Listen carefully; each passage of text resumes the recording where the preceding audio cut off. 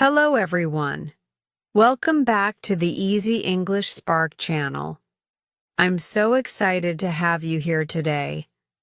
Just like the journey we take in life, today we're going to dive into a wonderful new adventure, enhancing your English listening and speaking skills, boosting your confidence, and helping you speak more fluently than ever before. Whether you're just starting or looking to take your skills to the next level, this channel is your home. So let's get started and light up your English journey right here at Easy English Spark. Chapter 1. The Beginning. I was born into a small, quiet town in Norway. A place where life moved at its own pace, undisturbed by the noise of the big cities. My father, Henrik Langford, came from a modest background, but he had a vision that would change everything for him. He grew up in a small village near the coast, not far from Oslo, where his father owned a local shop. It wasn't just any shop. It was the heart of the village, where people came for everything they needed: food, supplies for their homes, and even a bit of gossip. The shelves were always stocked with goods that the villagers relied on, and my grandfather was known for his generosity. His shop had everything, from fresh bread to the finest spices. And it was where my father spent most of his childhood, learning about business and community. However, life was not always easy. At the age of 14, something happened that would change my father's life forever. He had an accident, one that would alter his future in a way he never could have imagined. He was injured so badly that his arm had to be amputated. It was a devastating blow for a young boy, but it was also the beginning of his remarkable resilience. The doctor who tended to him wasn't very skilled, and in the process of treating the injury, he only made things worse. What should have been a small injury became a tragedy that no one could have anticipated. My father's arm was gone, but so was his spirit to quit. Even with one arm, my father refused to live a life of limitation. He adapted, he learned, and he found ways to do things that most people would think impossible with just one arm. He became incredibly resourceful. One of the first things he did was modify a fork to turn it into a knife. It might sound simple, but for him, it was a symbol of his determination to live life on his own terms. He carried that special fork everywhere he went, tucked away in a little leather bag. It wasn't just a tool. It was his way of saying that nothing could stop him. My father, even with all his hardships, was driven by something much bigger than himself. He dreamed of seeing the world, a dream that wasn't easily achievable in a small town. But my father was a man of action. He didn't wait for opportunities to come to him. He created them. He left the small town and boarded a ship, starting a journey that would take him far away from the place where he grew up. His adventure took him to many countries, but one place in particular changed his life forever: Calais, France. In Calais, my father found work on a ship, a job that would take him across the seas and show him the world he had always dreamed of. From Calais, he traveled to Paris, a city that seemed like a dream to him, filled with life, culture, and new opportunities. It was there, in the streets of Paris, that he met Marie.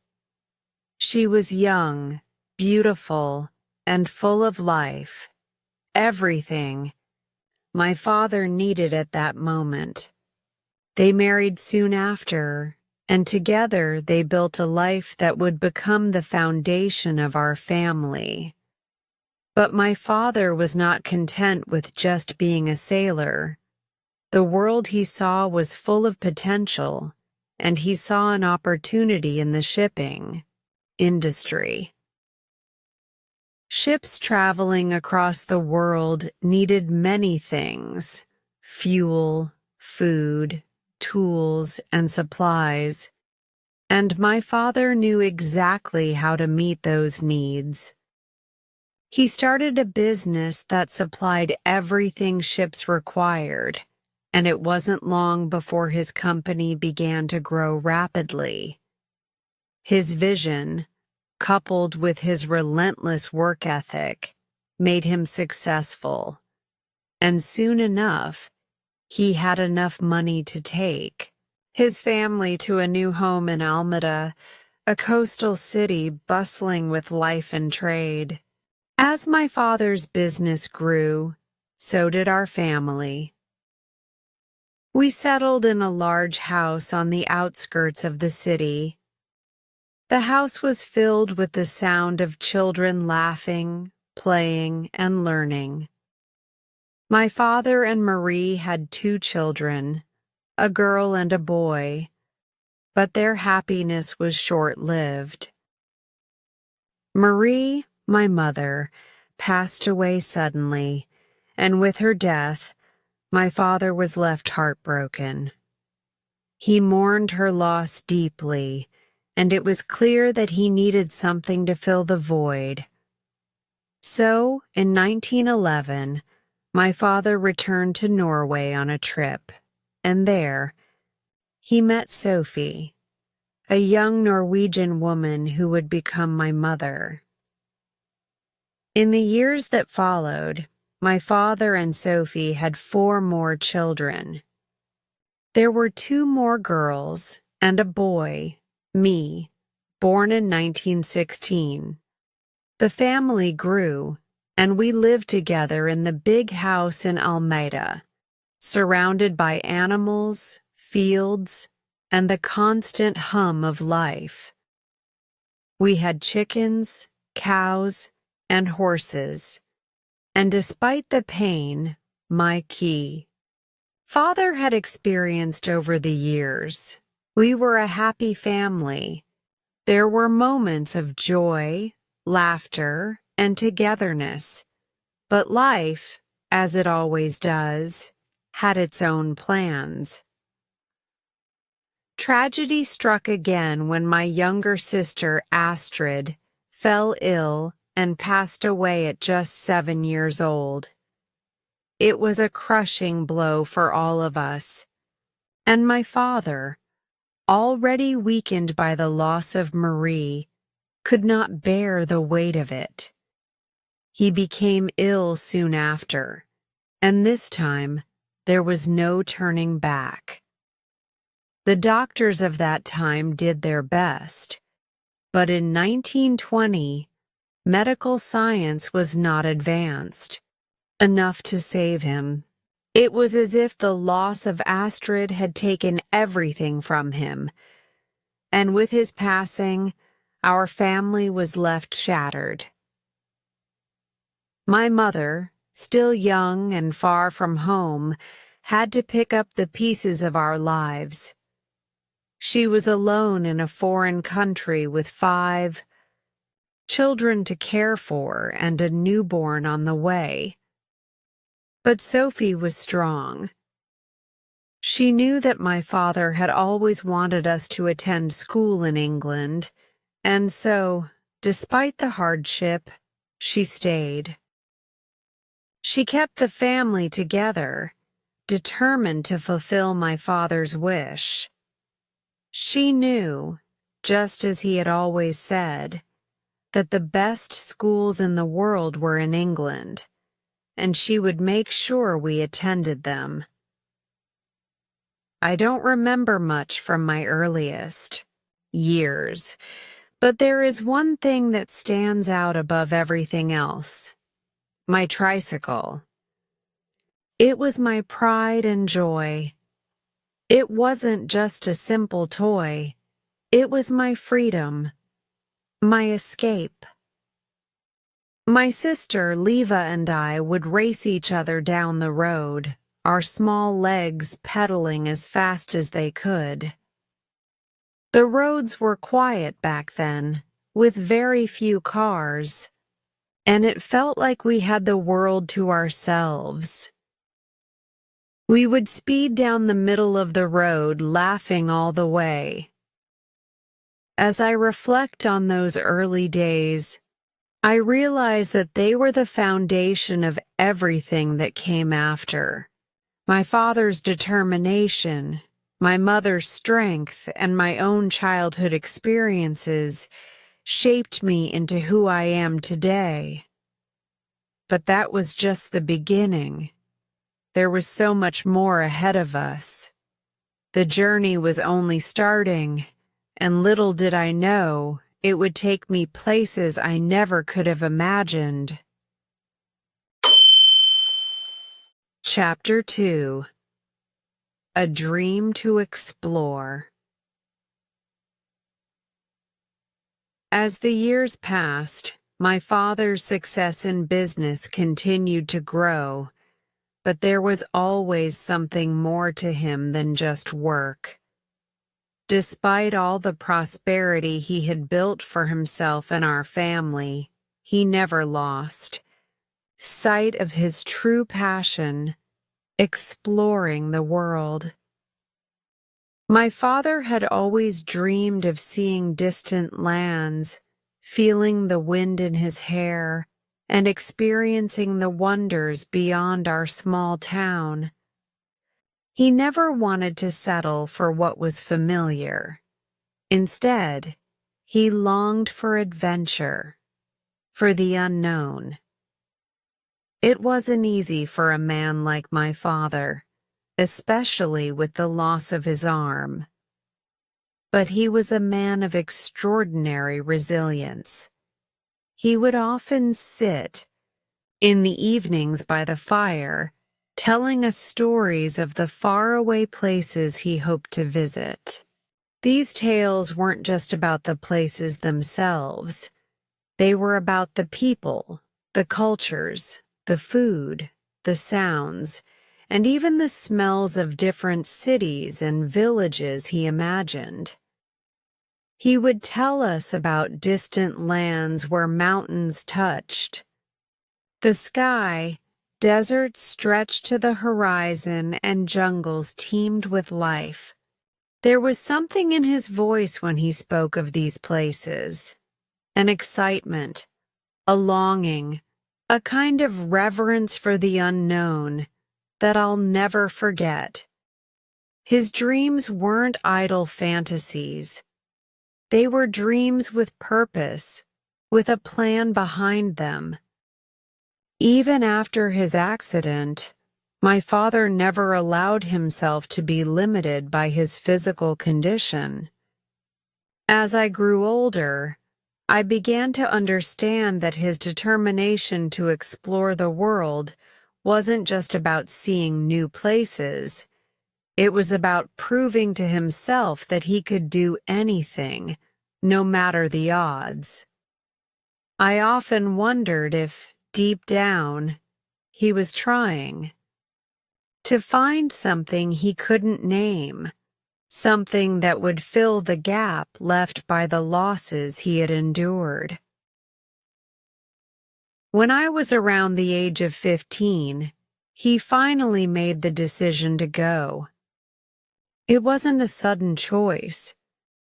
It was a culmination of years of planning, of saving, and of patiently waiting for the right moment. He knew that in order to truly explore, he had to leave everything behind, at least temporarily.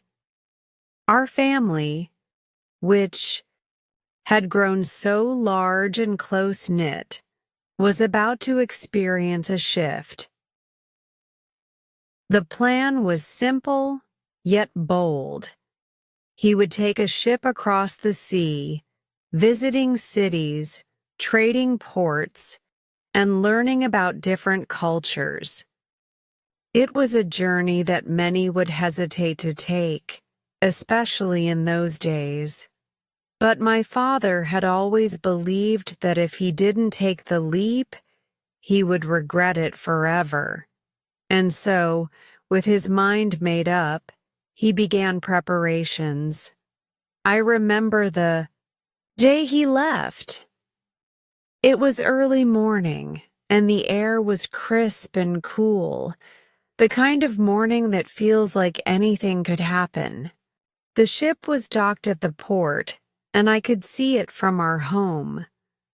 It seemed so small against the vastness of the ocean, but it was enough for him. I stood on the shore with my mother and my siblings, watching him as he boarded the ship. His tall figure stood out among the crew, his expression serious yet full of hope. He had made arrangements for us to join him at a later time, but he knew that he needed to experience it first, to feel the freedom of the open sea, the wind against his face, and the sense of possibility that came with setting sail toward the horizon. My father's journey took him from our little town to the bustling port of Calais, France. There, he worked for a time, taking on various jobs aboard ships, all the while soaking in everything he could about the world of trade, navigation, and the people who made their living at sea. Calais, with its busy docks and ever-changing tides, was a world away from our quiet village. But even in a city so far from home, my father found a rhythm, a sense of belonging. He marveled at the vibrancy of the place, the sounds of merchants, haggling, the ships arriving from every corner of the globe, the smells of fresh bread mixed with salt water. It was in Calais that my father's life took another unexpected turn. While working at the port, he met a young woman named Isabelle. She was French, with dark hair that flowed like a river down her back, and eyes that seemed to hold the secrets of the world. Isabelle was not just another passing face in the crowd. There was something about her that caught my father's attention, something that made him think that perhaps, after everything he had been through, there was still room in his heart for love. They spent time together, talking about life, about their dreams, and about what it meant to truly live. Before long, my father and Isabel were married. It wasn't a grand affair, but it was enough for them. They chose to live simply, surrounded by the beauty of the French coast and the excitement of his new adventures. It was with Isabel that my father began to see that his dreams of exploration weren't just about seeing new places. It was about the people he would meet along the way, the connections that would form, and the stories that would be shared. Their marriage didn't just mark the start of a new chapter for my father. It also marked the beginning of his success in business. During this time, my father noticed an opportunity in the shipping industry. Ships that traveled long distances often faced challenges when it came to obtaining the supplies they needed. It was then that he realized there was a gap in the market, a gap that he could fill. He began to supply everything ships needed: fuel, food, tools, and other essentials. His business took off, and it wasn't long before his reputation spread. The years that followed, my father's company grew exponentially. Ships from all over the world began to buy supplies from his business, and my father made a fortune. His dream of traveling, of seeing the world, had now turned into something even greater. He wasn't just exploring for himself anymore. He was creating a life for his family, a life full of opportunities. But even as he found success, there was one thing he couldn't shake. The world was calling to him, and he knew that in order to truly feel complete, he would have to go back to the sea. So, after years of building his business, my father took another leap of faith. He sold a portion of his company and made plans to set sail again, this time with Isabel by his side. The journey ahead was unknown, but my father was no longer afraid of the unknown. It had become a part of him, a part of his identity. His dream was no longer a distant hope, but a reality that he could reach out and touch. He had always believed that the world had so much to offer, and now he was determined to see it all. Chapter 3: A Family's Journey.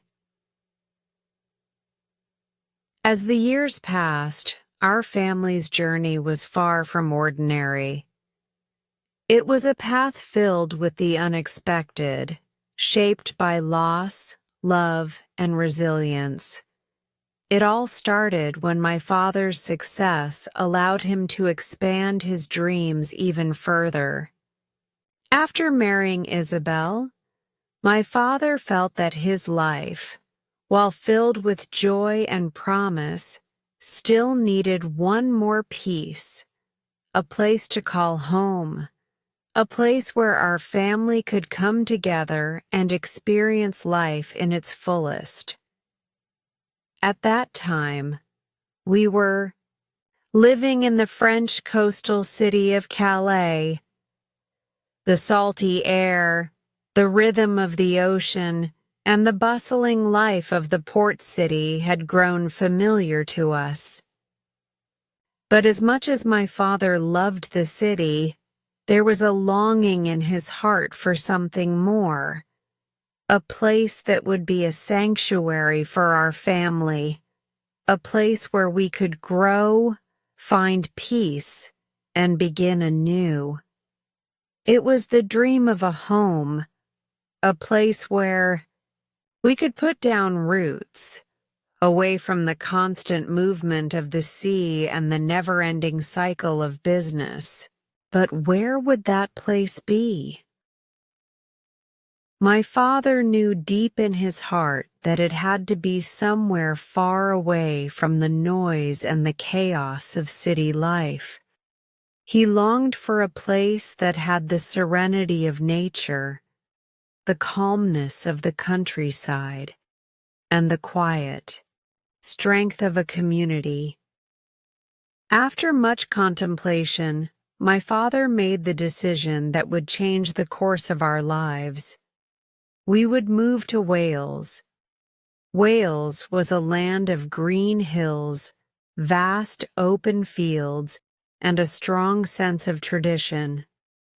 It was the perfect place for a family to settle, and my father was drawn to the area near Cardiff, a city that was becoming increasingly important to international trade.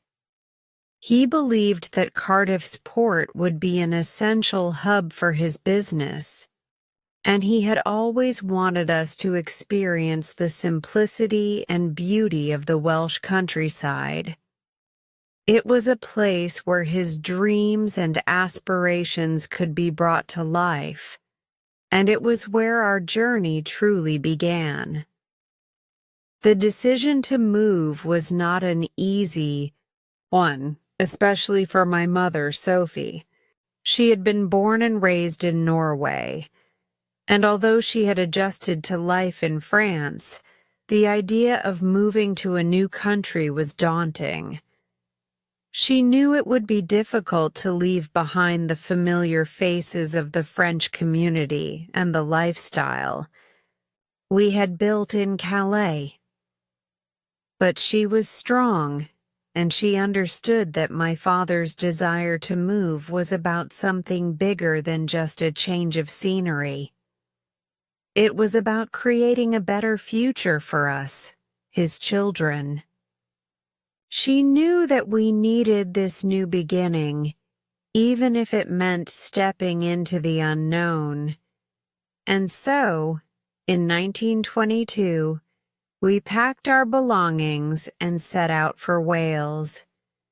The journey itself was an adventure, but it was also bittersweet. We left behind the town. That had been our home, the friends we had made, and the memories we had created, but there was an undeniable sense of excitement in the air. As we boarded the train that would take us from Calais to the port of Dover, I couldn't help but wonder what awaited us in Wales. The train ride was long, and as the landscape changed, from the flat coastal plains of France to the rolling hills of southern England, I began to understand that we were entering a completely different world. The countryside of England was nothing like what I had known.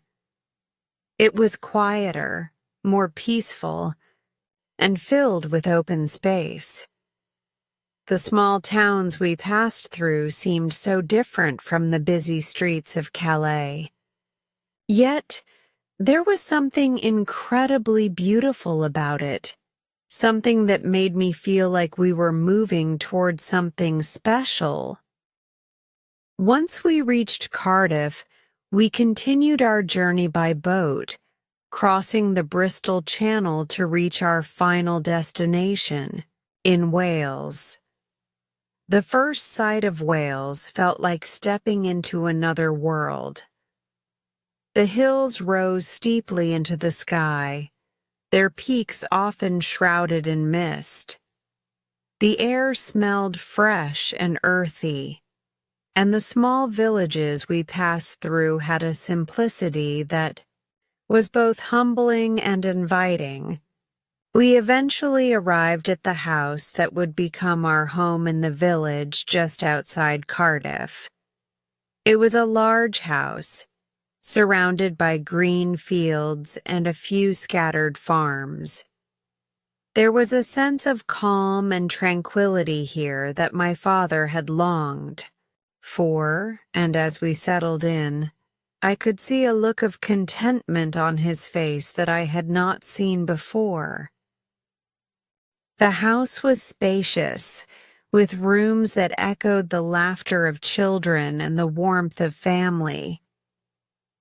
My father had always dreamed of living in a place like this, where we could have animals and gardens, and the freedom to run and play.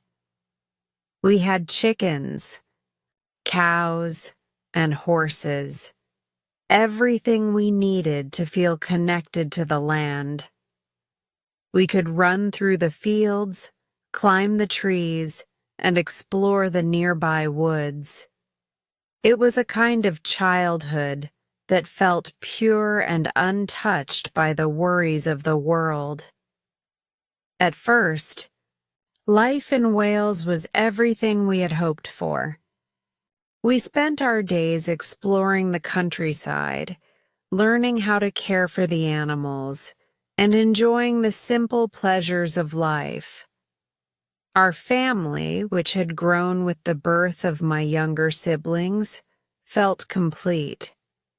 My father was often busy with his business, overseeing the growing company that supplied goods to the ships passing through Cardiff's busy port.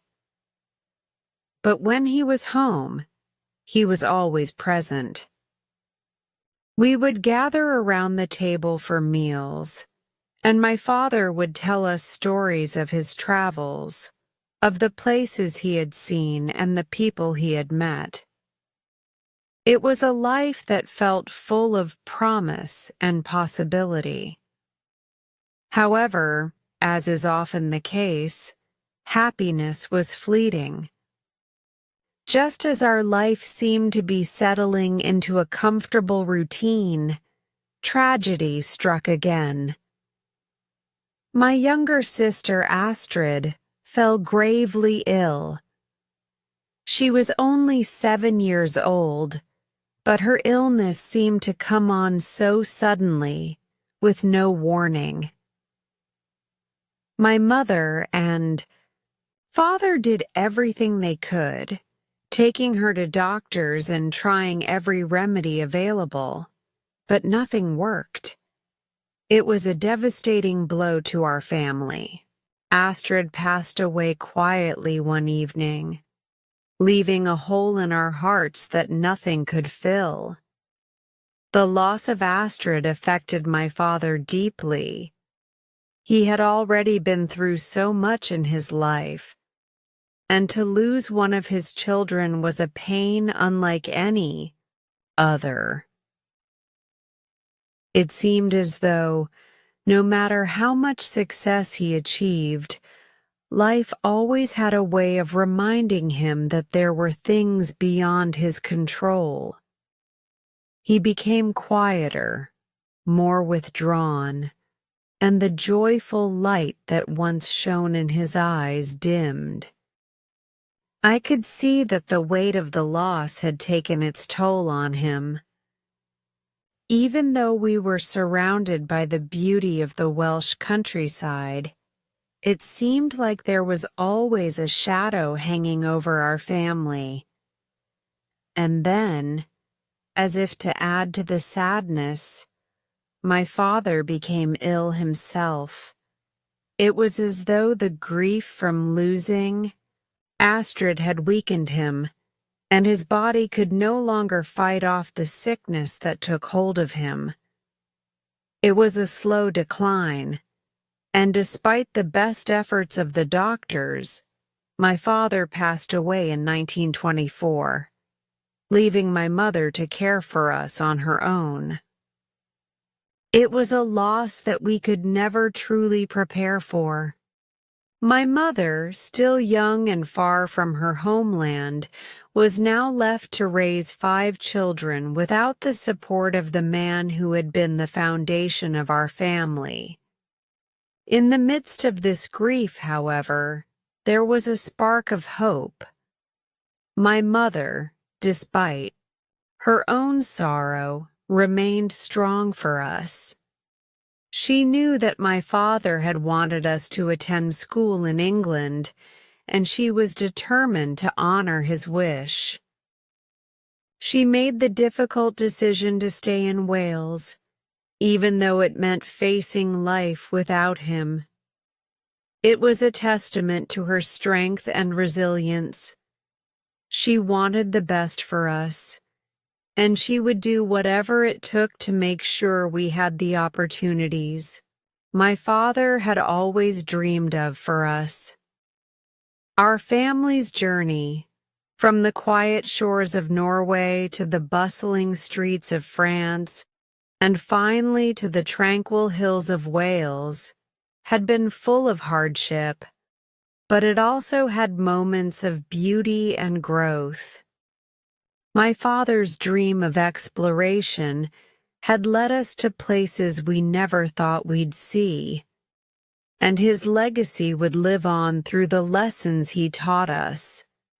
Lessons about resilience, about family, and about the power of dreams. Even in the face of great loss, he had always believed in a future filled with hope. And that belief, passed down through my mother's strength and determination, would continue to guide us as we navigated the difficult years ahead. Chapter 4: A Loss and a Promise. The years following my father's passing were some of the most difficult our family had ever faced. It wasn't just the loss of him that left a hole in our hearts. It was the loss of his dreams, his plans, and the future he had always promised us. My mother, Sophie, had been a pillar of strength through it all, but the weight of the responsibility she now carried felt heavier than any burden I had ever seen. As a young Norwegian woman in a foreign land, far from her family, she had already faced the difficulties of starting over. But now, she had to navigate life alone, with 5 children to care for and a newborn to raise. It was as though everything my father had worked for, everything he had envisioned for us, had come crashing down.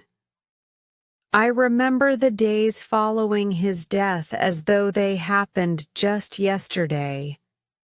The house, which had once been filled with laughter, and the sound of children playing, was now silent.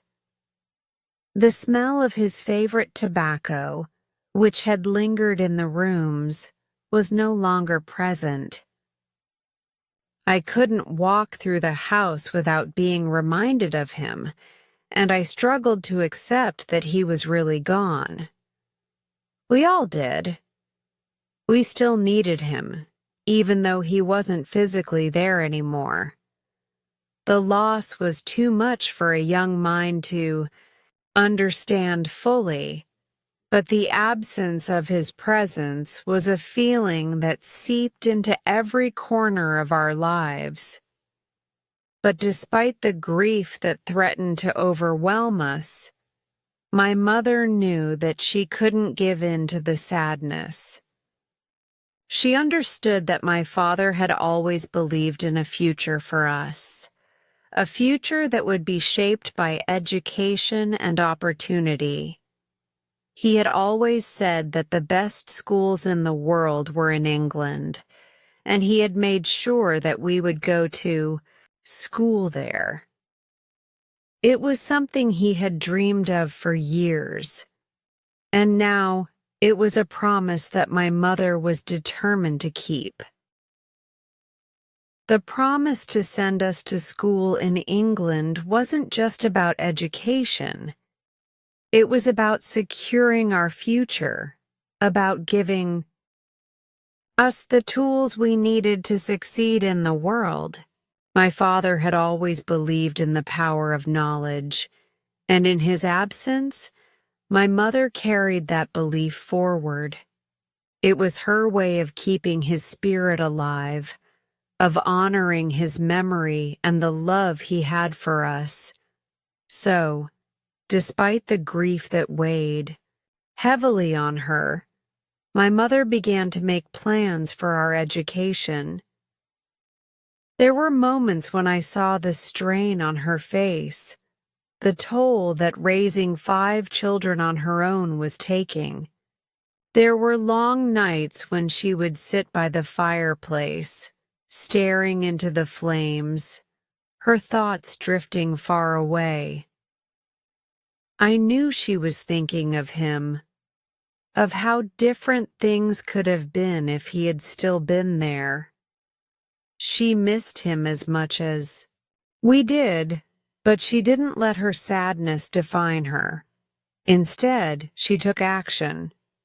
She wrote letters to schools in England, searching for the best ones that could provide us with the opportunities my father had promised. I remember her telling us one evening, as we sat around the dinner table, that we would be leaving Wales. The decision had been made. We would move to England so that we could attend the best schools and fulfill the dreams that my father had for us. She didn't say much more than that, but I could see the resolve in her eyes. She was doing this for us, and she wasn't going to let anything stand in her way. It was a promise, and she intended to keep it. At the time, I didn't fully understand the weight of what it meant. I was still a child, and the idea of moving again, leaving the home that had become so familiar, was daunting.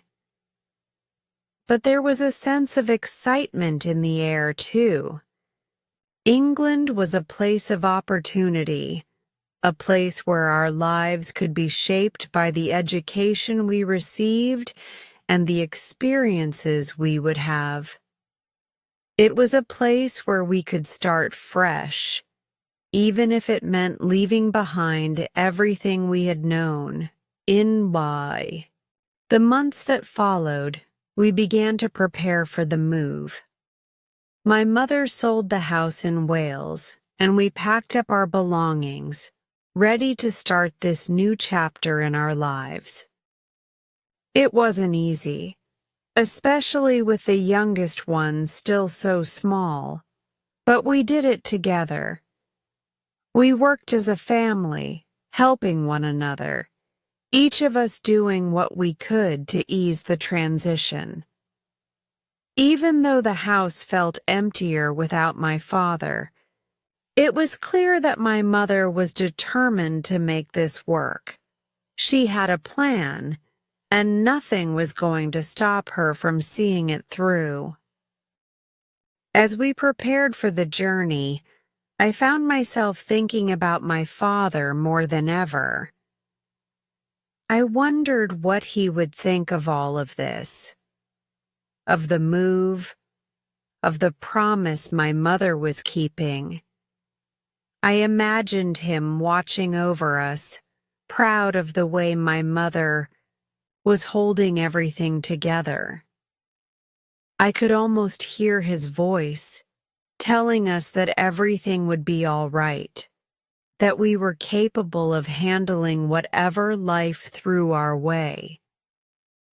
His voice wasn't there to comfort us, but the memory of it was enough to give me strength. It was as if, even in his absence, he was still guiding us. On the day we left Wales, I felt a mixture of emotions. There was sadness in leaving behind the place that had been our home for so long, but there was also hope for what lay ahead. We boarded the train to England, our hearts filled with anticipation. My mother, though still grieving, sat quietly beside us, her face calm and determined. She didn't speak much during the journey, but I could sense her determination. She was doing this not just for us, but for my father. She was fulfilling the promise he had made to us, and she was carrying on his legacy. When we arrived in England, things began to feel different almost immediately. The hustle and bustle of the city, the crowds of people, and the new faces were all a bit overwhelming at first. But it was also exciting. We were in a new place, a place where anything could happen, a place where our futures could be shaped by the education we would receive. We eventually settled into our new life. My mother continued to work hard, ensuring that we had everything we needed, and we quickly adapted to our new surroundings. The schools we attended were exactly what my father had dreamed of for us: places of learning, opportunity, and growth. It was here, in this new environment, that I began to understand just how important my father's promise had been. The education we were receiving was opening doors for us, doors that had been closed before. It was a promise that my father had made and my mother had kept. But even as we began to thrive in this new chapter of our lives, there was always a sense of longing, a sense of absence. We had lost so much, and no amount of success or opportunity could fill the void that my father's death had left behind. Still, my mother's strength and determination kept us moving forward. She had kept her promise to him, and she had given us a chance at a future we might not have had otherwise. In the years that followed, I would come to realize just how much my father's legacy had shaped us. He had instilled in us the belief that no matter what obstacles we faced, we had the power to overcome them. And my mother, with her unshakable resolve, had proven that even in the face of unimaginable loss, we could still find a way to keep moving forward, to honor the promises made, and to build a future full of hope. Chapter 5. A Child's Memories. When I look back on my childhood, it's not always the big events that stand out to me most. Instead, it's the small, fleeting moments, the simple things, that seem to have stayed with me the longest. The days that were filled with laughter, the long evenings spent around the table with my family, and the quiet moments when it felt like the world stood still for just a little while. These are the memories that have stayed with me, shaping the person I am today. I was still young when we moved to England. So much of what I remember from those early days is vague and blurry, like a picture painted with soft, fading colors. But one thing I can clearly remember, something that always brings a smile to my face when I think about it, is my tricycle. Now, a tricycle isn't exactly something one would expect to be a standout memory, but for me, it was a symbol of freedom, of the simple joy that children find in the world around them. It wasn't just a toy. It was my escape, my way of exploring the world on my own terms.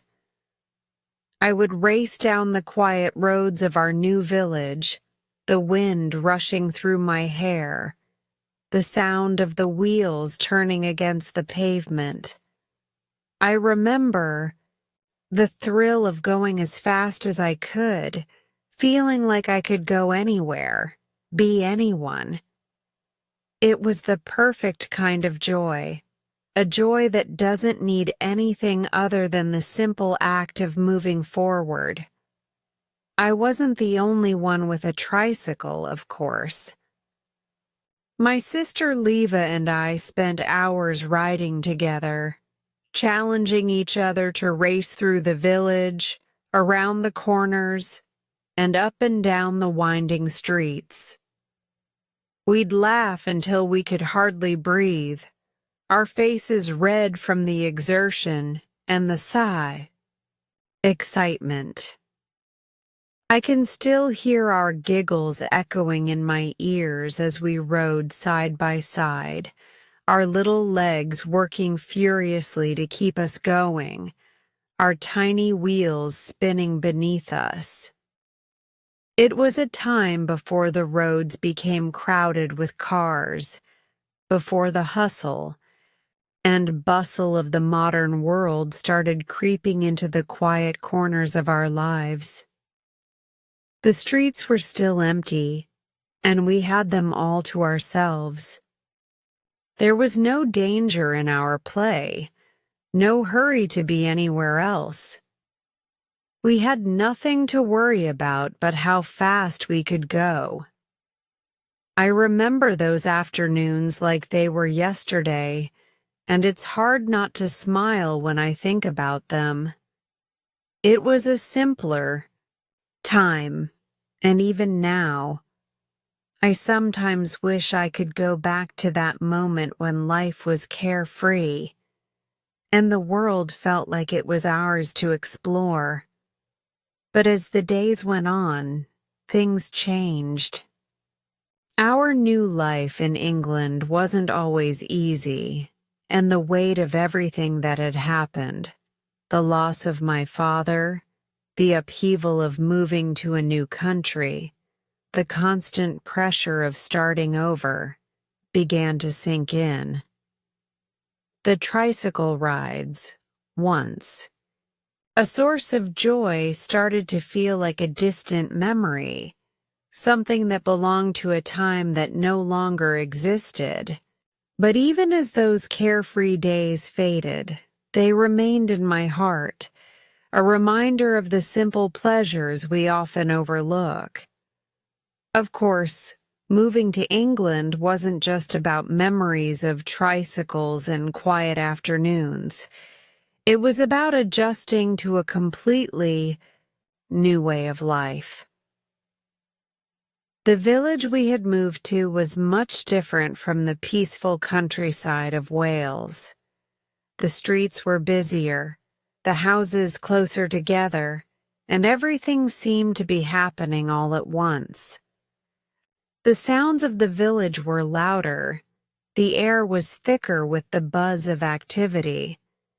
But amidst all of this, there was something undeniably exciting about starting fresh, about being part of a new community, and about the sense of possibility that seemed to hang in the air. I remember my first day at school in England. It was an entirely new experience for me. The school was large and intimidating, filled with children I didn't know and teachers who spoke with accents I wasn't used to. I was nervous, unsure of what to expect, but there was also a sense of adventure. I had to learn the ways of this new place, make new friends, and adapt to new rules. It wasn't easy, but over time, I began to find my way. I made friends who shared my love for adventure, who understood the excitement of racing down a hill, on a tricycle, even if we were now older and had moved on to new games. But school wasn't all fun and games. There were times when the challenges of fitting in seemed overwhelming.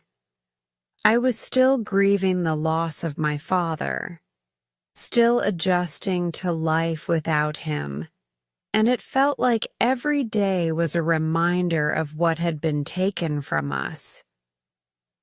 The absence of his laughter, his advice, his comforting presence was a shadow that followed me everywhere.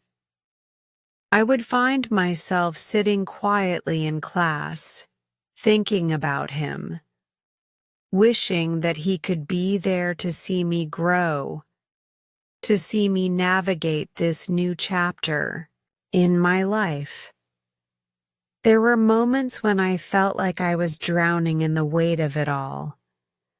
The lessons, the expectations, the constant reminder that we were in a foreign place, trying to build a life from the ground up. It all seemed so much to bear. And yet, through it all, I held on to the memory of those tricycle rides. It was as though those moments of freedom were a part of me that no one could take away, no matter how difficult things became.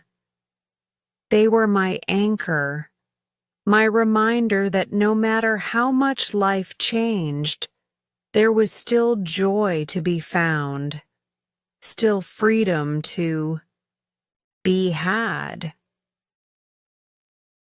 As I grew older, the memories of my early childhood began to fade, replaced by new experiences, new challenges, and new adventures.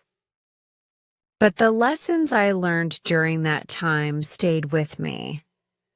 I learned to be resilient, to find joy in the small things, and to never forget that even in the darkest of times, there is always a way to move forward.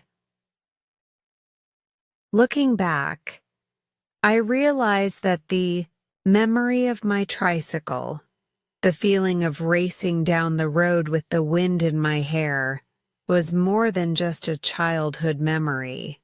It was a symbol of the spirit my father had instilled in me, the spirit of adventure, of exploring the world without fear, and of always moving forward, no matter the obstacles. And in that way, the tricycle wasn't just a toy. It was a reminder of everything I had learned from my father and everything I would continue to carry with me throughout my life. Chapter 6. The Candy Shop. It's strange how certain places can take on a life of their own in our memories. They become more than just buildings or streets. They become symbols, fragments of time that stick with us long after everything else fades away. For me, that place was the candy shop. The small, unassuming store that stood just down the street from my school. It was a place we passed every day on our way home, and despite everything that had happened in our lives, it was one of the few constants in those early years. And yet, it wasn't just the candy that made it memorable. It was the woman who ran it, and the peculiar relationship we, the children, had with her.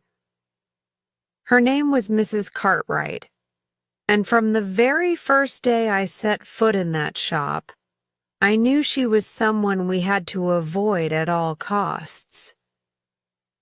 She was a short, rather hunched woman with wild gray hair that stuck out in every direction, like a bird's nest that had never been properly tended to. Her face was wrinkled, but not in the way that made her seem wise.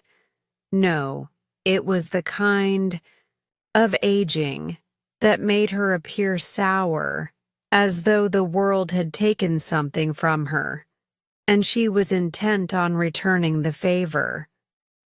Mrs. Cartwright had a look about her, one that made you feel as though you were doing something wrong, even if you hadn't done anything at all.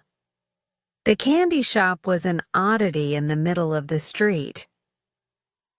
Its shelves were filled with jars of brightly colored sweets, jars of sticky toffees, sour gummies, and hard candies that seemed to glow with the promise of sweetness.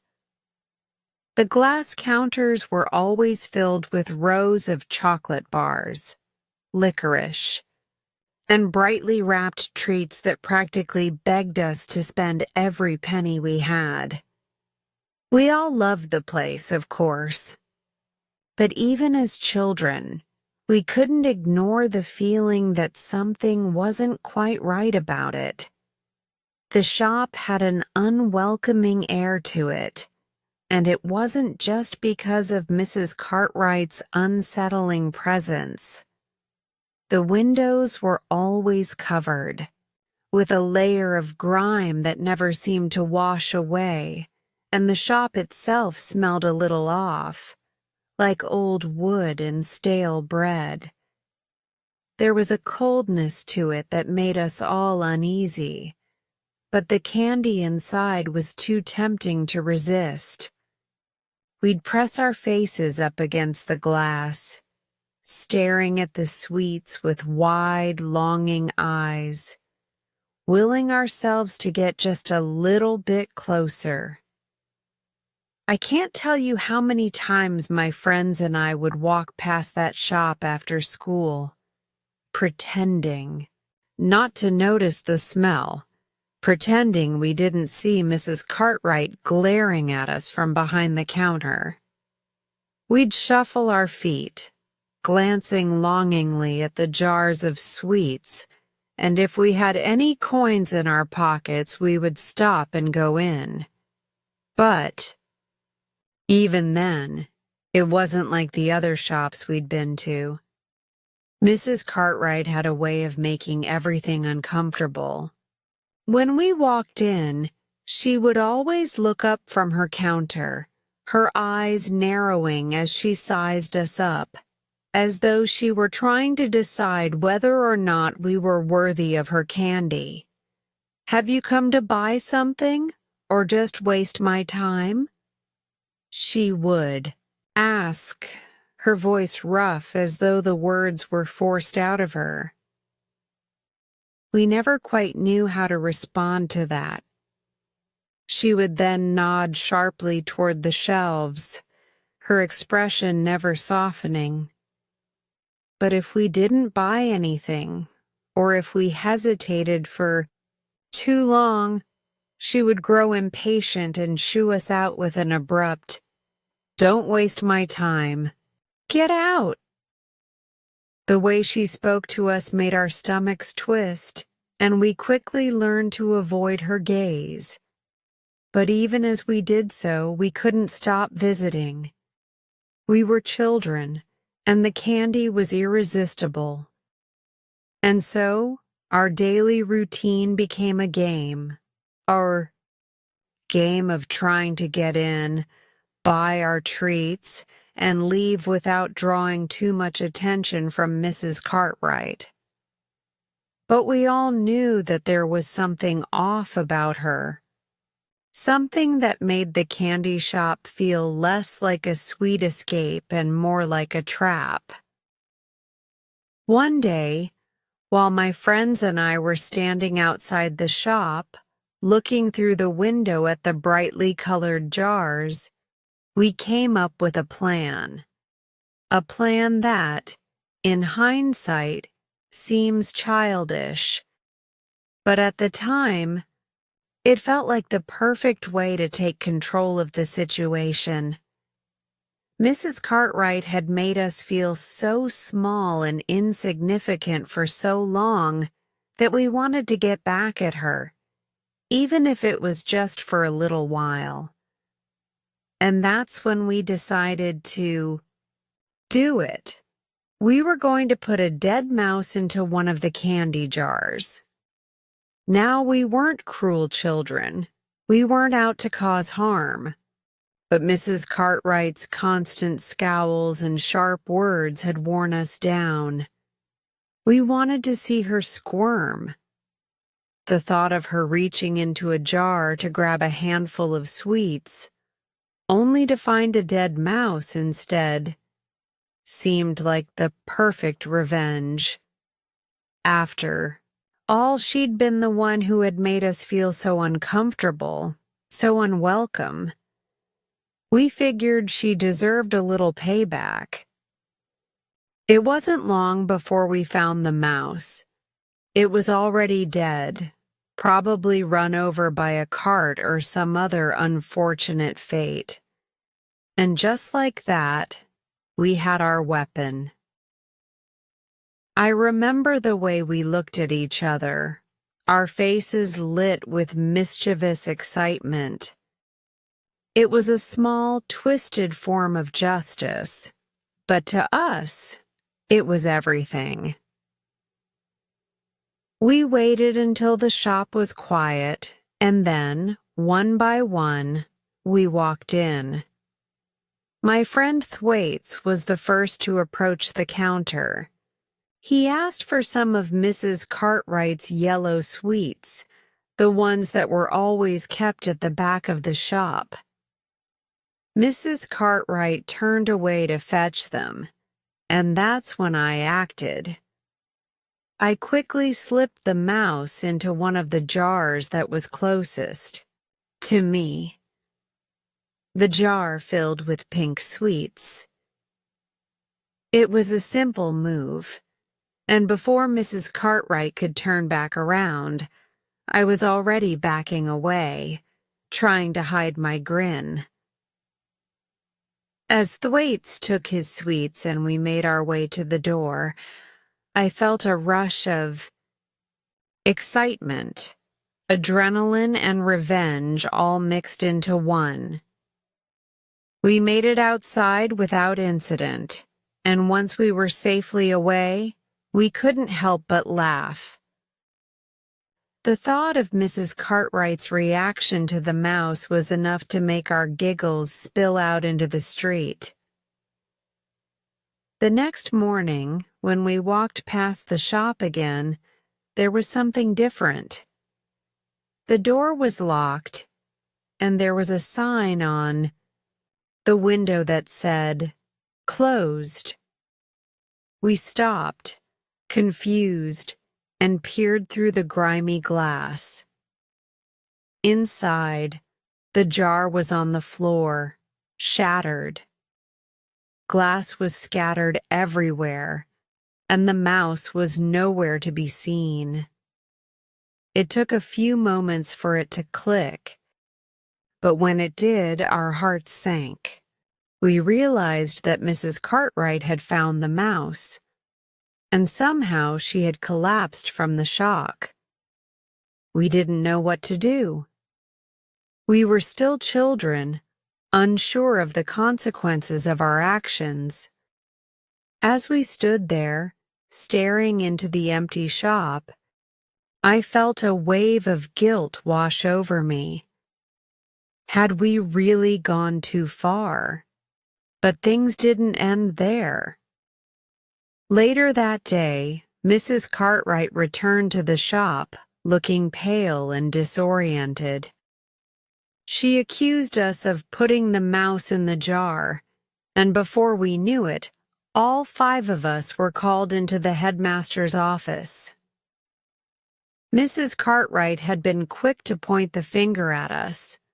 Her eyes were filled with anger, and for a moment I thought, we might be expelled. But as the truth began to come out, we learned that Mrs. Cartwright had more to hide than we thought. She wasn't just angry about the mouse. There was something darker in her past, something that caused her to lash out at us in the way she did. The headmaster, surprisingly, was more sympathetic than I had expected. He gave us all a stern talking to, and we were sent back to our classes. Mrs. Cartwright, however, didn't return to the candy shop after that day. The whole incident left me with mixed feelings. On the one hand, we had finally gotten back at Mrs. Cartwright for all the unkindness she had shown us. But on the other hand, the guilt I felt after seeing her in such distress stayed with me for a long time. I couldn't help but wonder if we had gone too far. In the end, the candy shop closed down, and with it, the strange chapter of our childhood that had involved Mrs. Cartwright and her candy jars. But as I look back, I realize that the whole experience taught me something important about human nature, the way people can make others feel small, and how even small acts of revenge can come with consequences. Mrs. Cartwright may have been harsh and unpleasant, but she was also a product of her own life struggles. And perhaps, deep down, that's why we had reacted the way we did. Chapter 7. The Aftermath. The events of the previous day, the mouse, the candy shop, Mrs. Cartwright's collapse, felt like a storm that had swept through our lives and left nothing but a trail of confusion and guilt in its wake.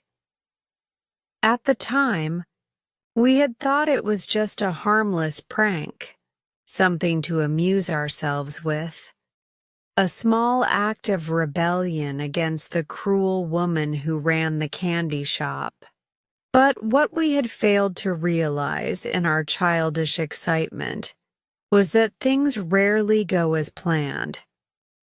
Consequences, as we were about to learn, could be far-reaching and unpredictable. The following morning was heavy with a sense of foreboding. As I walked to school with my friends, I noticed that there was something different about the air. The usual chatter and laughter of the other children felt muted, as though everyone was holding their breath.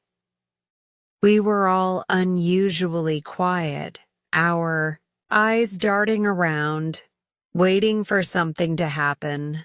It felt like we were waiting for the world to catch up with us, to make us face the music. When we arrived at school, it wasn't long before the headmaster, Mr. Coombs, called us into his office. My heart sank as I walked through the door, the familiar hallway now feeling like a long tunnel leading to inevitable punishment. We were all lined up in front of the headmaster's large wooden desk, the thick smell of tobacco lingering in the air.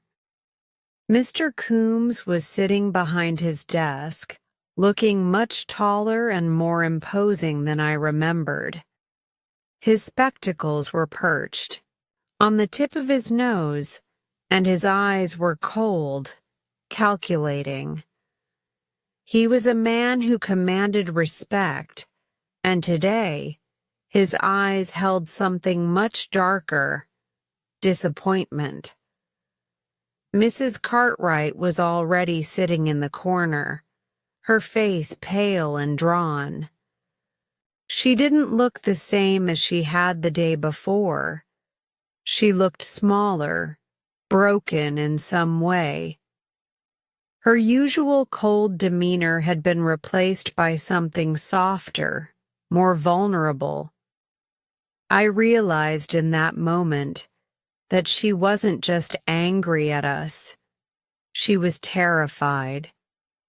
And though I wasn't sure what had happened, I knew that whatever we had done had shaken her deeply. "I trust you all know why you're here," Mr. Coombs said, his voice stern and unwavering. "Mrs. Cartwright has informed me of your actions in her shop yesterday. I'm disappointed in all of you. You've behaved in a manner that is completely unacceptable." The room felt smaller with each word he spoke. My throat was tight, and I could feel the weight of my guilt pressing down on me. I glanced at my friends, their faces ashen, their eyes avoiding mine. We were all in this together, but none of us had the courage to speak. The silence in the room was thick, almost suffocating. The only sound was the occasional rustle of Mrs. Cartwright's clothes as she shifted in her seat. You put a dead mouse in the jar of sweets, correct? Mr. Coombs asked, his gaze now fixed on me. I swallowed hard. The truth was obvious, but saying it out loud felt like admitting something unforgivable. Yes, I managed to whisper, my voice barely audible. Do you realize what you've done? He continued, his voice rising slightly. You've not only scared the life out of Mrs. Cartwright, but you've also destroyed something very precious to her. She has run that shop for years, and now she's afraid to go back. She's afraid for her health and safety. Felt a wave of regret wash over me. Mrs. Cartwright, for all her harshness, didn't deserve to be treated this way. I had never considered how deeply our actions might affect her. In our childish quest for revenge, we had crossed a line, and now it was clear that our joke had become something far more serious. The next few minutes were a blur. Mr. Coombs talked about responsibility, about the importance of considering the consequences of our actions. He spoke about respect for others, respect for their work, and respect for their lives. But in my mind, I could only hear the voice of my own guilt. I kept thinking about Mrs. Cartwright, sitting there in the corner, her eyes red and swollen from crying. She had been cruel to us, yes, but she was still a human being, and we had hurt her. After a long silence, Mr. Coombs looked up from his desk. You five, he said, will write an apology to Mrs. Cartwright, and you will take it to her personally. You will explain why what you did was wrong, and you will beg for her forgiveness. Is that understood? We all nodded, the weight of the punishment hanging over us. It wasn't just the apology that stung. It was the realization that we had caused harm to someone else. Someone who had never given us a reason to care for her, but who, in that moment, needed our compassion more than ever. I could feel my chest tightening as I thought about the words we would have to say. How could we make up for what we had done? Could words even be enough? The walk to Mrs. Cartwright's shop later that afternoon was one of the longest I've ever taken. We walked, in silence, each of us lost in our thoughts, too ashamed to speak. I could see the shop from a distance, its once familiar windows now looking cold and foreboding. It felt wrong to be there again. But we had no choice. We had to face the consequences of our actions, no matter how difficult.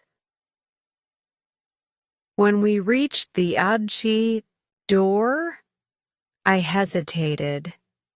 It felt as though the air around me had thickened, making it hard to breathe. I didn't want to go inside. Didn't want to see Mrs. Cartwright again after what we had done. But there was no turning back. We had caused her pain, and now we had to face her. Mrs. Cartwright was behind the counter, her back turned to us as she wiped down the shelves. She looked up when we entered, her eyes narrowing as she saw the apology letters in our hands. The tension in the room was palpable, and for a moment, no one spoke. Then, finally, One of my friends, Thwaites, stepped forward, holding the letter out toward her. "Mrs. Cartwright," he began, his voice trembling, "we're really sorry for what we did. It was wrong, and we shouldn't have done it. We didn't mean to hurt you." Mrs. Cartwright didn't say anything at first. She took the letter from Thwaites with shaking hands and stared at it for a long time. For a moment, I thought she wasn't going to speak at all. But then very quietly she said, "Why did you do it?" It was a question that I hadn't been prepared for. I had no answer for her. How could I explain what we had been thinking? How could I justify the cruelty we had shown? But before I could find the words, she looked up at us, and for the first time, I saw something different in her eyes. Not anger, not bitterness, but something softer. "I've run this shop for years," she said, her voice quieter now. "And I've had a lot of people walk in and out, but none of them ever did something like this. It's not just the mouse, it's the fact that you didn't think about me, about what it would do to me. That's what hurts the most." We stood there, ashamed and silent, as she spoke. It was a strange, painful moment. One of those rare times in life when you realize just how deeply your actions have impacted someone else. And in that moment, I knew we had done more than just frighten Mrs. Cartwright. We had shown her that we saw her not as a person, but as something to be mocked, something to be punished for the way she had treated us. "Apology accepted," Mrs.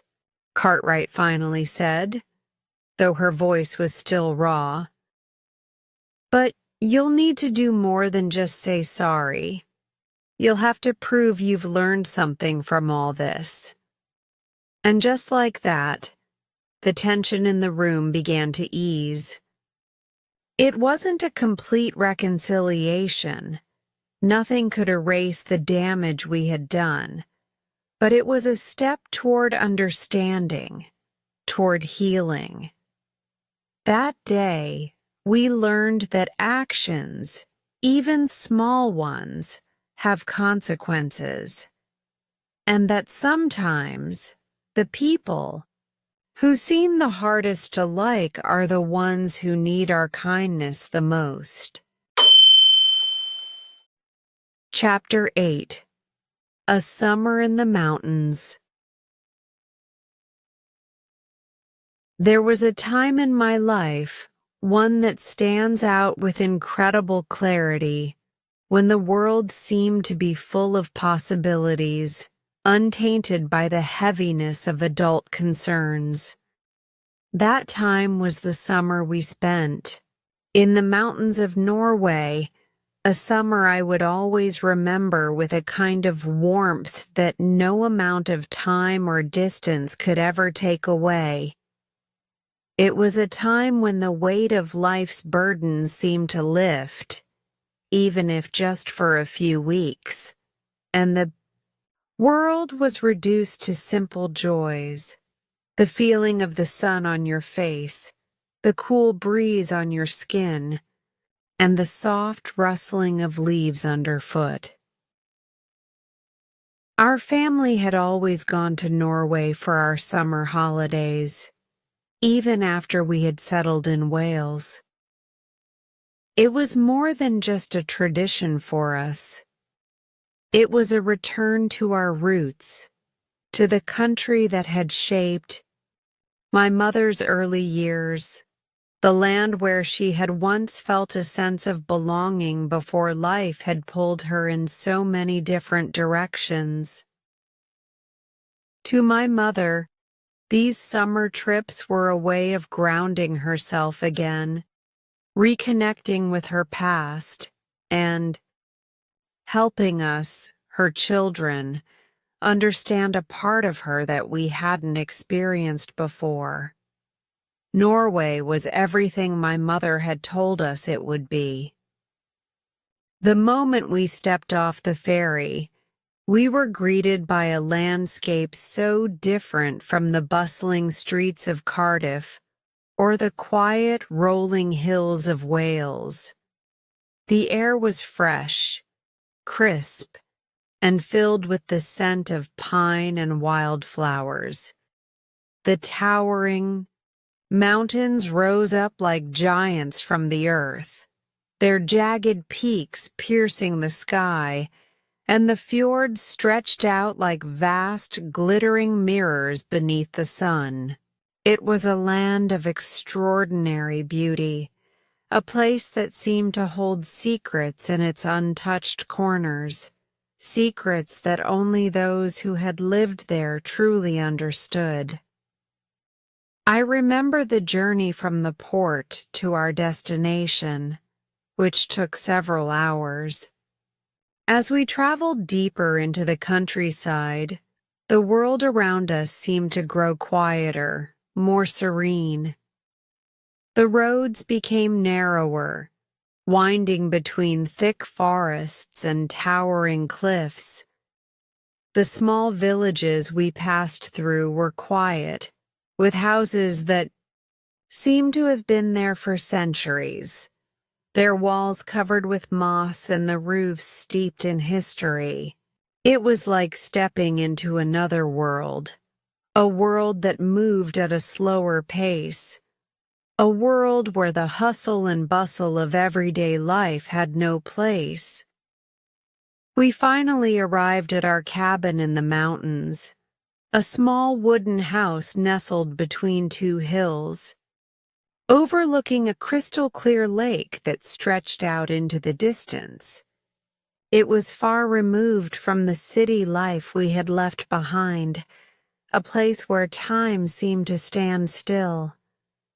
There was no electricity, no running water, just the quiet hum of nature surrounding us.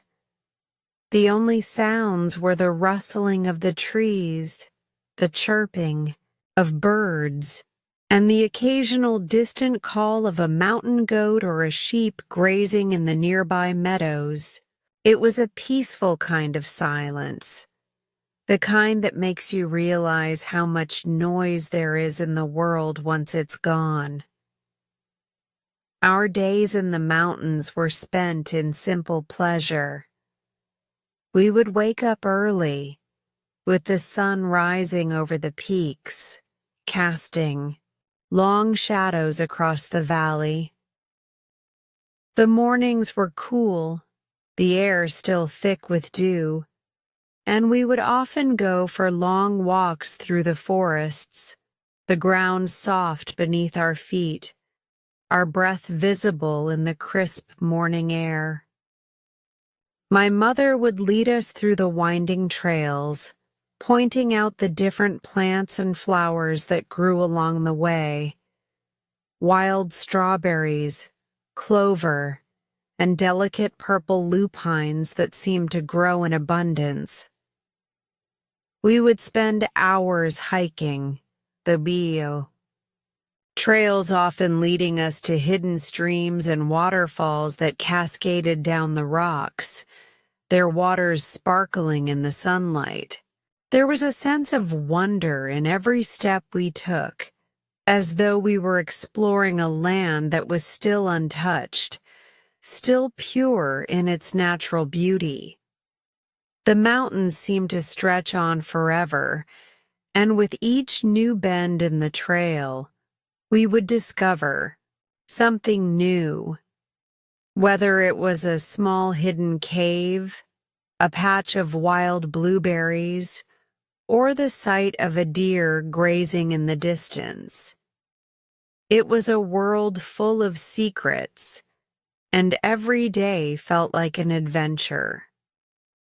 In the afternoons, we would spend our time by the lake, where the water was so clear that you could see all the way to the bottom, where smooth, rounded stones rested in the cool depths.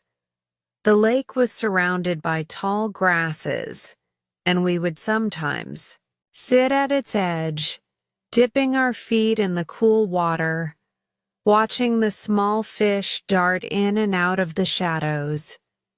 We would swim in the lake, the cold water invigorating our senses, and sometimes we would just float on our backs, gazing up at the sky, watching the clouds drift by like slow-moving ships. But it wasn't just the landscape that made these summers so special. It was the sense of togetherness that we shared as a family, a bond that seemed to grow stronger the further we moved away from the distractions of everyday life. There was something about being in the mountains, away from everything we knew, that brought us closer together. My siblings and I, though we had our occasional disagreements, found ourselves laughing together more often than not, our voices carrying through the mountain air. There were games of hide-and-seek in the woods, contests to see who could find the largest pine cone, and nights spent sitting around the campfire, telling stories and roasting marshmallows under the stars. I remember one particular evening when we gathered around the fire, the flames flickering brightly against the darkening sky.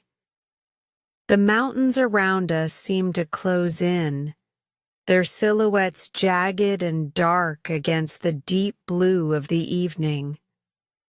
My father, though long gone, was present, in spirit.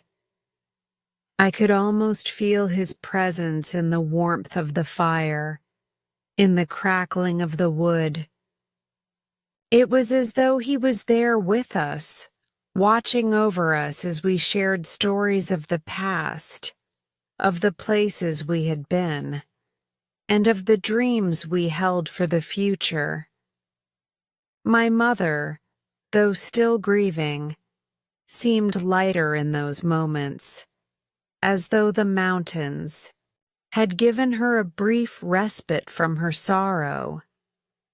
We would sing old Norwegian songs by the fire, songs that my mother had taught us when we were younger.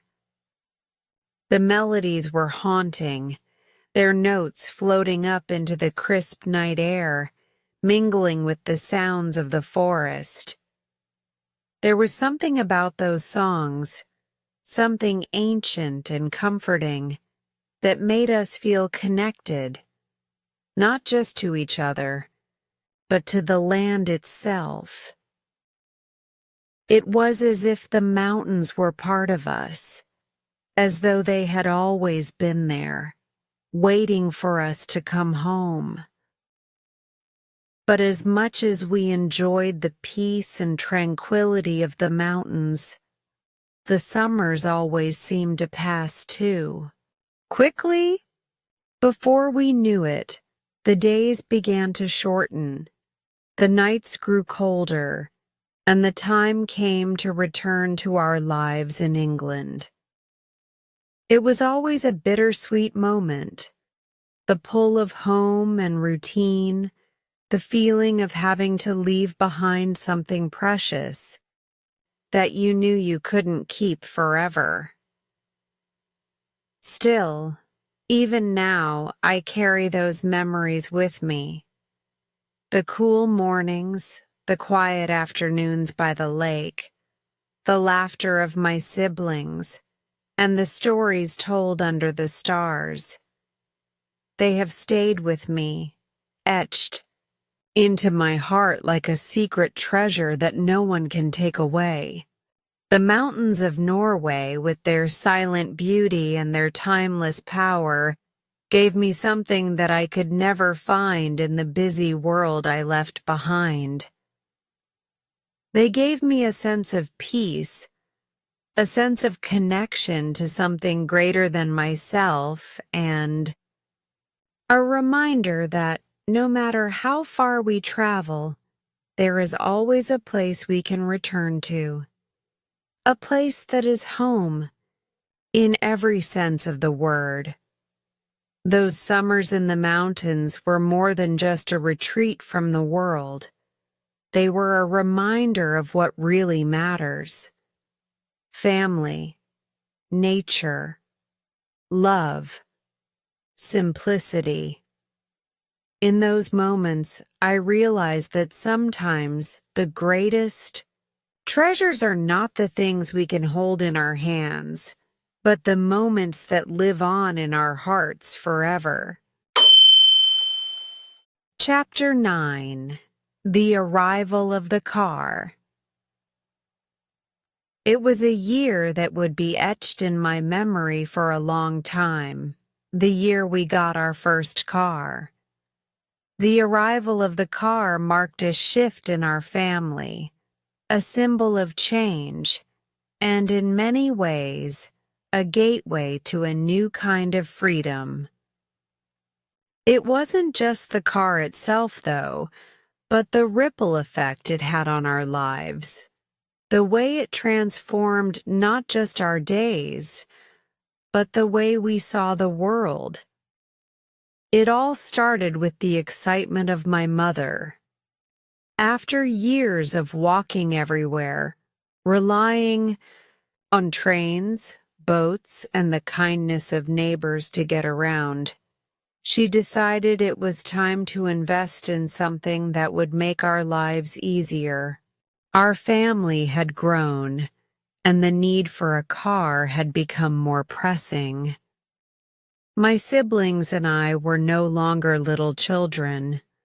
We were becoming older, more independent, and there was always somewhere we needed to go, whether it was to the school in town or to visit friends in the village or even just to the market. My mother, as always, was thinking ahead, planning for a future where the constraints of travel were no longer an issue. We had heard the rumors that a car would be coming, but we didn't quite understand what it meant at first. A car in our household was a big deal. It wasn't something people in our village had, not by a long shot. The roads weren't made for cars like they were in the cities, and the cost of owning a car was no small thing. But my mother, persistent and determined, had managed to save enough money. One bright and crisp morning, she told us it was time. We were going to the dealership. We couldn't have been more excited. When we arrived, the car was there waiting for us. It wasn't the grand, shiny model you might imagine. It was an old-fashioned motor car, a simple, reliable car that had been carefully chosen for its practicality. It was nothing like the sleek machines we'd seen in the city, but to us, it was perfect. The car was a deep shade of blue, with black leather seats that gleamed in the sunlight. Its wheels were sturdy, and it had a solid frame that promised to take us wherever we needed to go. My mother stood next to it, her face glowing with pride and a touch of relief. It wasn't just a car to her. It was a symbol of our new life, of the way things were changing for the better. But what really caught our attention, what made it all seem so real, was the fact that my half-sister, who had only just turned 21, was going to be the one to drive us home. She had learned how to drive in just a few short lessons. Back then, anyone could get behind the wheel with minimal training. There were no driving tests like we know today, just a few lessons, a little bit of practice, and you were good to go. We all piled into the car, eager and giddy. I can still picture the scene. My half-sister at the wheel, the youngest of us, perched nervously on the seat next to her. My mother, calm as always, was sitting in the passenger seat, a small smile playing on her lips. The rest of us were packed in the back, each of us trying to get a good view out of the window, craning, our necks to take in the new world we were now able to explore in a way we never had before. The first moments in the car were thrilling. It felt like we had just been given a new pair of wings. We left the dealership slowly, my half-sister taking extra care to get a feel for the car. But after a few turns, she started to gain confidence. We were driving through the village, our family at the center of it all.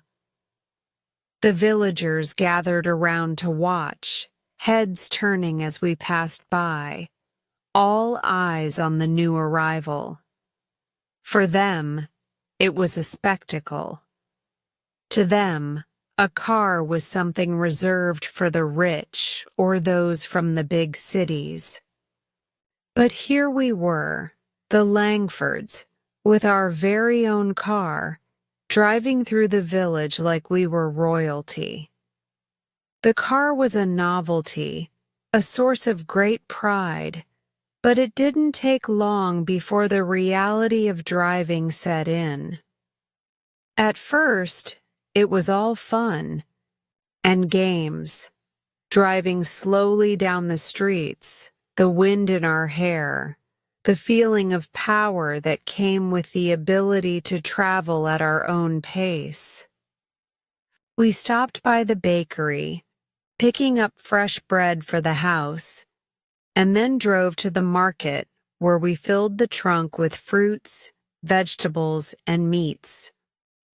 For the first time, we felt like we weren't confined by the limits of walking or waiting for a ride. We could go wherever we wanted, whenever we wanted. But as with anything new, there were a few bumps along the way. As we left the market that afternoon, the excitement of the day slowly started to wear off. The novelty began to fade, replaced by the more serious realities of driving. As we made our way down a narrow road on the outskirts of the village, something unexpected happened. My half-sister, feeling confident in her newfound skills, pressed her foot down a little too hard on the accelerator. We had been going slowly, but now the car began to pick up speed, faster and faster.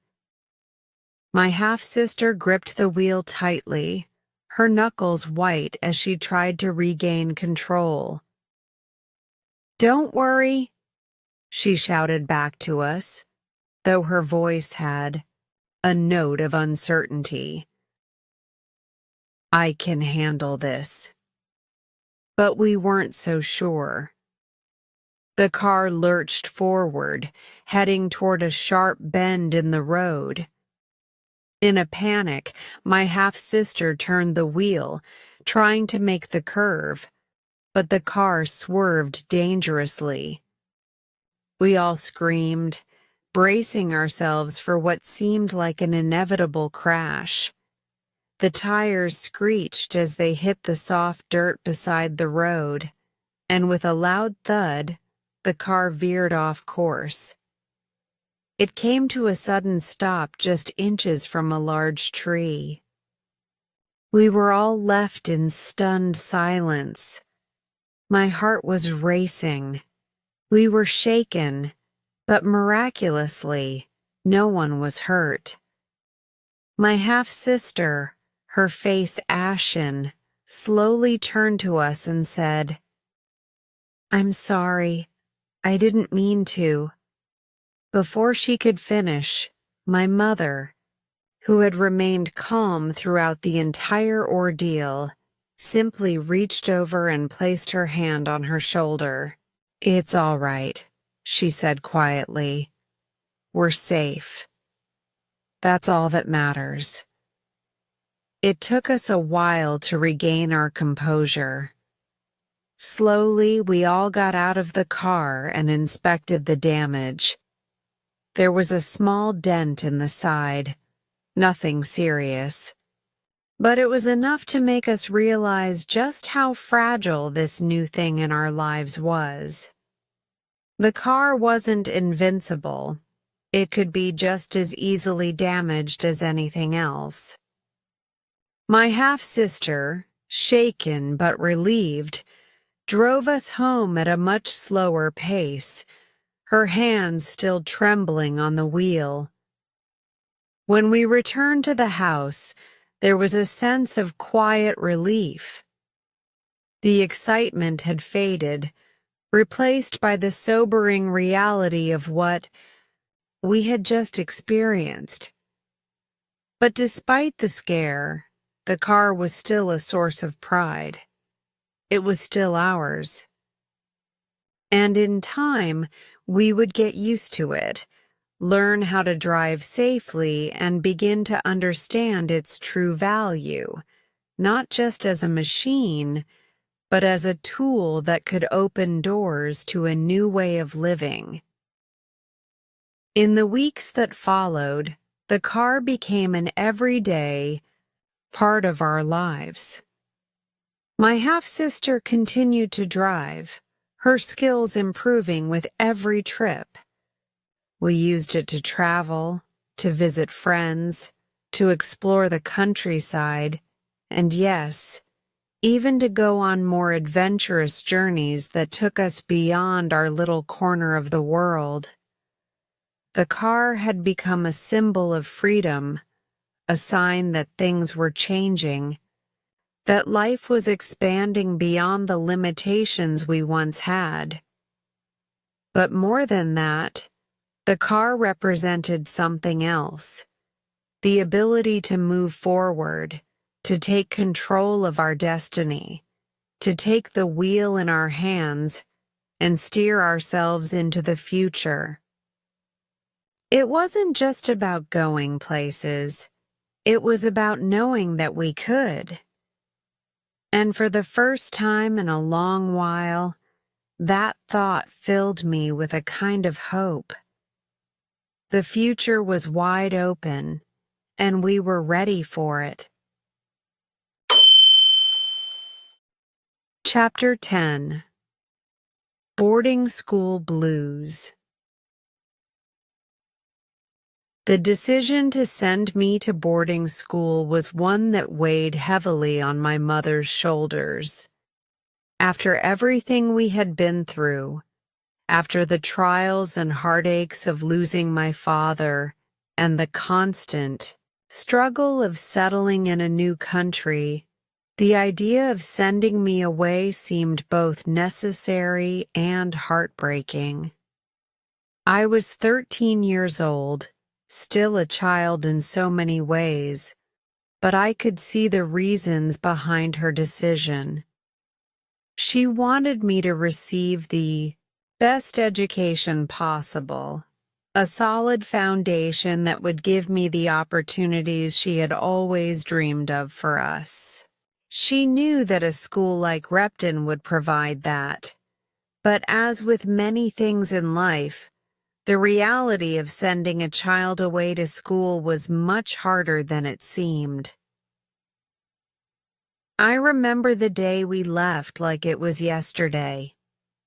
It was a bright, crisp September, Morning. The kind of day that felt like the beginning of something new. My mother, though her face betrayed her sadness, did her best to remain calm. She had always been the strong one, the pillar of our family, but I could see that this was hard for her. I had never been away from home for such a long period of time.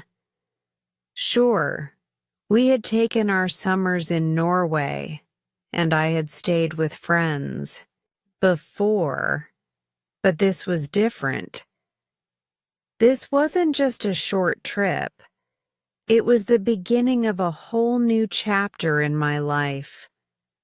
One that would take me away from the safety of my family and place me in a world full of strangers. We arrived at Repton, a grand old boarding school located in the heart of England. The school stood on acres of sprawling green fields, the buildings themselves made of brick and stone, their age evident in every crack and crevice. It looked more like a castle than a school, and I remember feeling a mixture of awe and fear as we drove through the gates. The grounds were immaculate, the lawns perfectly manicured, and the trees that lined the pathways seemed to stretch up into the sky, like sentinels watching over us. The first sight of the school was overwhelming. I had heard stories about it.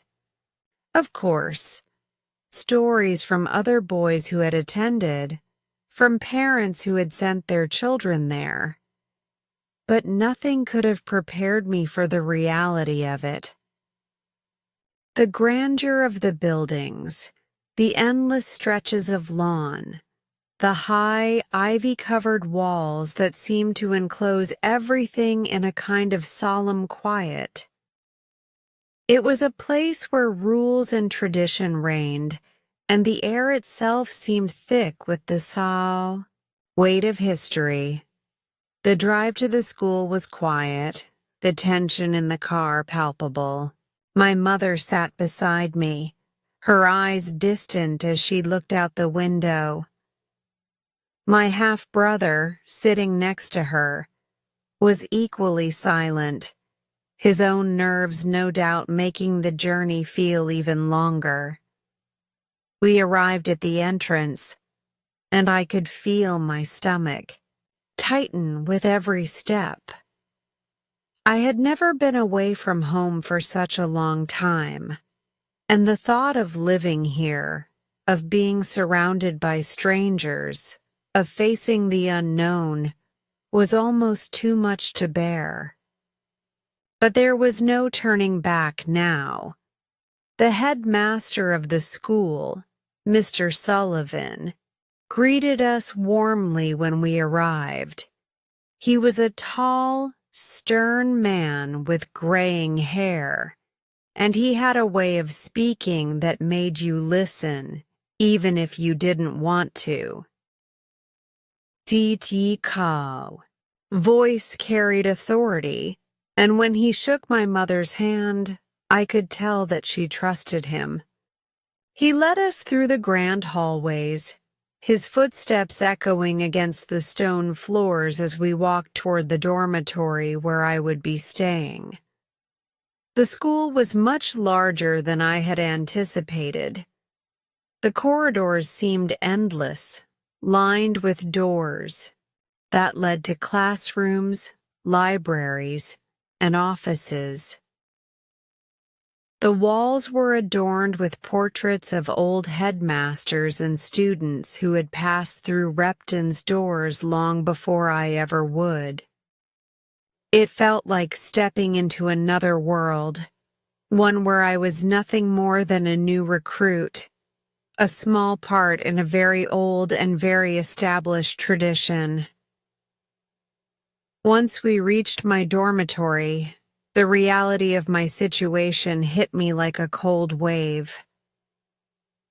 The room, was small but functional. A narrow bed covered in gray sheets, a wooden desk, and a small window that looked out over the courtyard. The walls were bare, except for a few hooks for my clothes and a mirror that hung crookedly on the wall. There was nothing personal about it. It was just a room, a place where I would sleep, eat, and study, but not one where I would ever truly feel at home.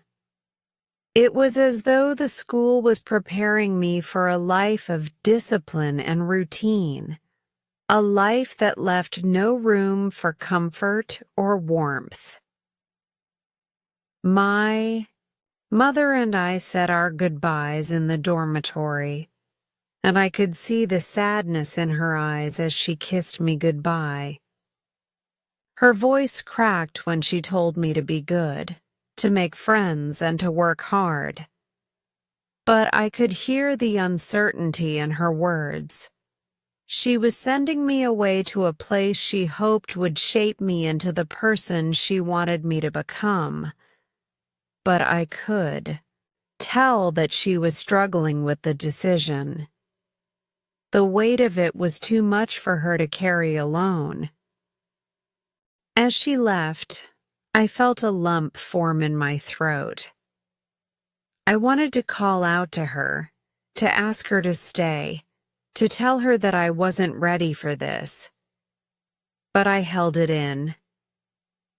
I knew that this was something I had to do. I had to prove that I could handle it, that I could survive in this strange, unfamiliar place. But as she walked out of the room and closed the door behind her, I felt more alone than I had ever felt in my life. The first few days at Repton were a blur of new faces, unfamiliar routines, and endless introductions. The other boys in my dormitory were a mix of personalities, some friendly, some distant, and some downright intimidating. There were the boys who had been there for years, who knew the rules and the traditions, who had mastered the art of fitting in and making friends. Then there were the newcomers like me, who were still trying to find their place in the grand scheme of things. It was hard to make friends in such a large, competitive environment. Everyone seemed to have their own clique, their own group, and it was easy to feel like an outsider. The food was bland, the water always cold, and the days seemed to stretch on forever. The teachers were strict and unforgiving, their eyes always watching, their expectations high. The hours were long, with classes starting early in the morning and going well into the afternoon. There was little time for anything other than schoolwork, and the occasional game of football or cricket. The rules were unspoken but understood. Every boy knew his place, and if you didn't, you soon learned. I remember the first time I had to go to the headmaster's office. I had made a mistake during one of the lessons. Nothing too serious, just a small error in my work. But Mr. Sullivan didn't let it go. He had that way about him, that stern gaze that made you feel like you were constantly being judged. He was disappointed in me, and that was all he needed to say. I left his office feeling small, insignificant, as if I had failed before I had even begun. It was a feeling that would become all too familiar in the months that followed. But it wasn't just the academics that weighed on me. It was the loneliness, the isolation, I missed my family, missed the comfort of home, and longed for the simplicity of the life I had left behind. I remember lying awake at night, staring at the ceiling, trying to quiet the thoughts in my head, trying to stop the homesickness from overtaking me. But no matter how hard I tried, the longing never quite went away. I had to remind myself that this was part of the journey, that I was here to learn, to grow, and to become the person I was meant to be. But in those first weeks, it was hard to believe that. Despite all the challenges, there were small moments of reprieve.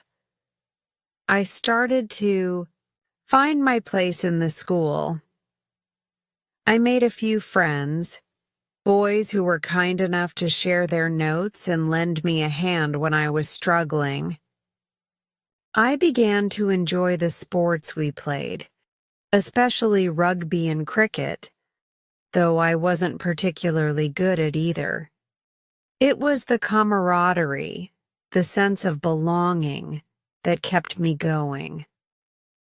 Slowly, I started to adapt to life at Repton.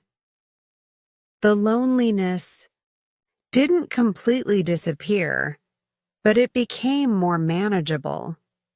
The rules, though strict, began to feel like a structure I could fit into. And for the first time in a long while, I started to see the value in what I was learning, not just in the classroom, but in life.